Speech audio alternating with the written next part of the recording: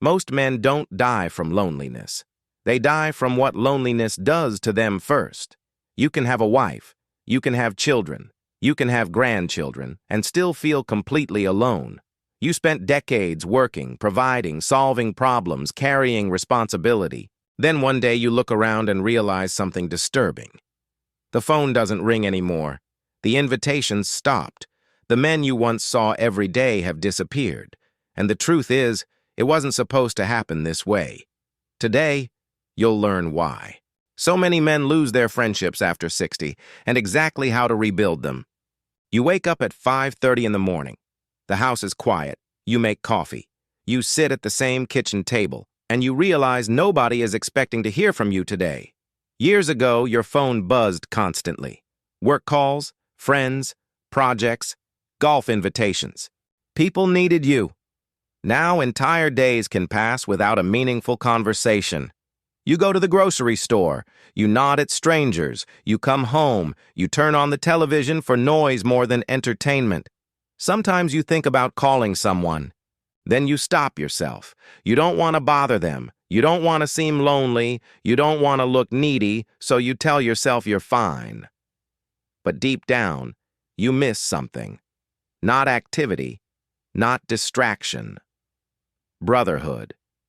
The feeling that another man knows your story. The feeling that someone would notice if you disappeared for a week. And the worst part? Nobody around you can see it.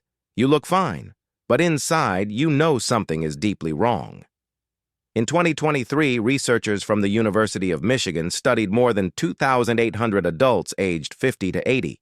They found that 1 in 3 reported feeling isolated, and loneliness was strongly linked to worse physical and mental health outcomes.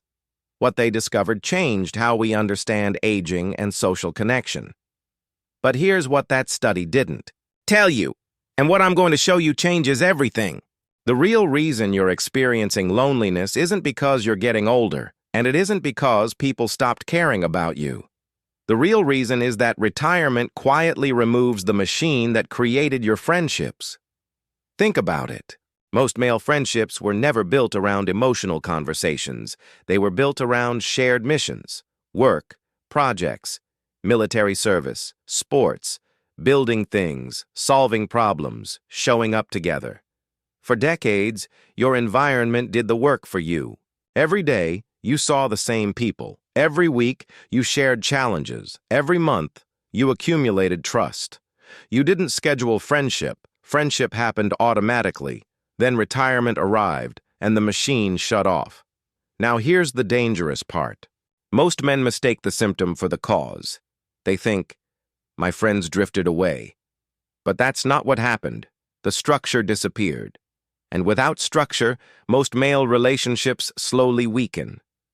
Research from several aging and social network studies has shown that life transitions like retirement often lead to a sharp reduction in social contact among men.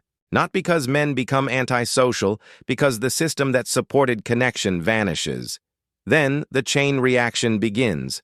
Less social contact, less laughter, less purpose, less accountability, more isolation, more sitting, more rumination, more stress.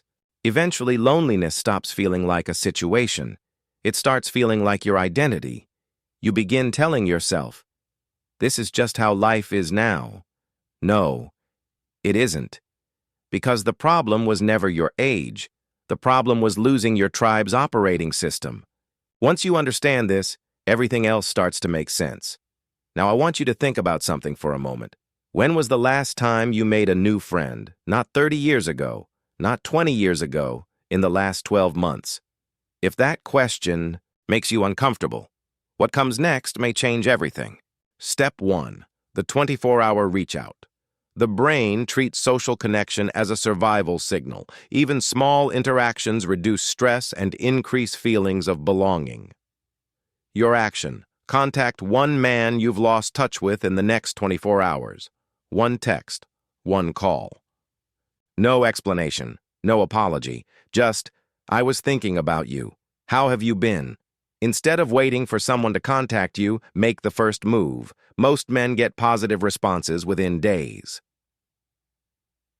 Step 2.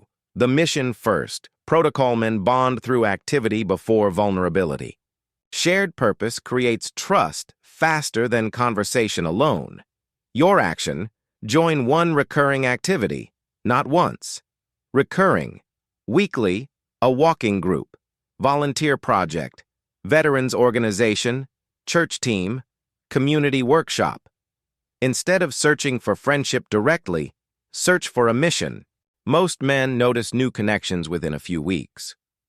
Step 3. The same time rule. Friendships grow through repetition. Consistency matters more than intensity.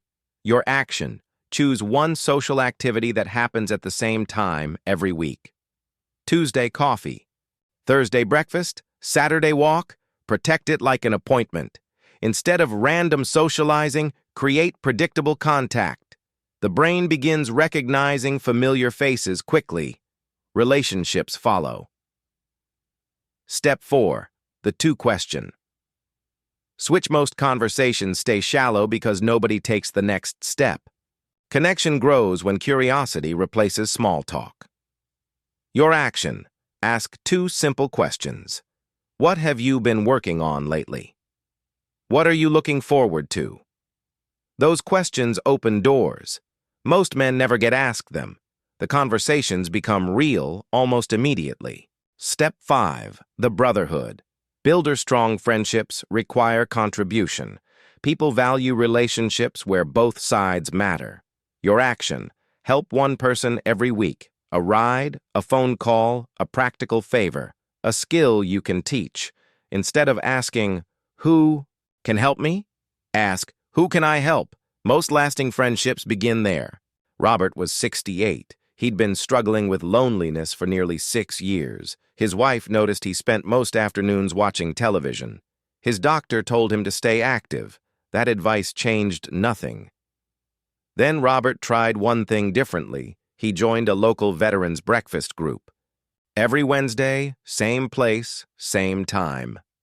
No excuses. For the first few weeks, he barely spoke. Then he started asking questions, listening, showing up consistently.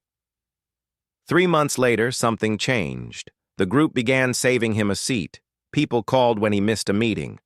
One man invited him fishing. Another invited him for coffee. But the moment that hit him hardest happened one Wednesday morning. He walked into the restaurant. Someone looked up and said, "There he is. We were wondering where you'd been." For the first time in years, Robert felt seen. Not as a retiree, not as an old man. As a friend, you might be thinking, "I'm 70. This can't work for me anymore." Here's the truth. People form meaningful friendships at every stage of life. Connection depends more on exposure and consistency than age. You might be thinking, "I'm on medication. Does this still apply?" Here's the truth. Friendship isn't a medication issue. Human connection affects stress, mood, and well-being, regardless of prescriptions. You might be thinking, "I don't have the time, energy, or money." Here's the truth. Most of the steps you've learned today cost nothing. A text message takes 30 seconds. One weekly coffee can change a year of isolation. Here's your challenge. Before tomorrow ends, contact one man you've not spoken to in 6 months. Not next week. Not someday. Today. Because friendship doesn't return when you wait. It returns when you move. Remember this. The men who stay connected don't have more luck. They have more repetition. That's the entire lesson. If nobody's told you these things before, that's why this channel exists. Hit subscribe. These are the conversations men over 60 deserve.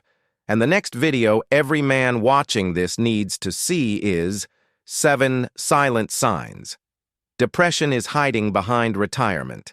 It will explain why so many good men mistake emotional isolation for normal aging. Watch it next.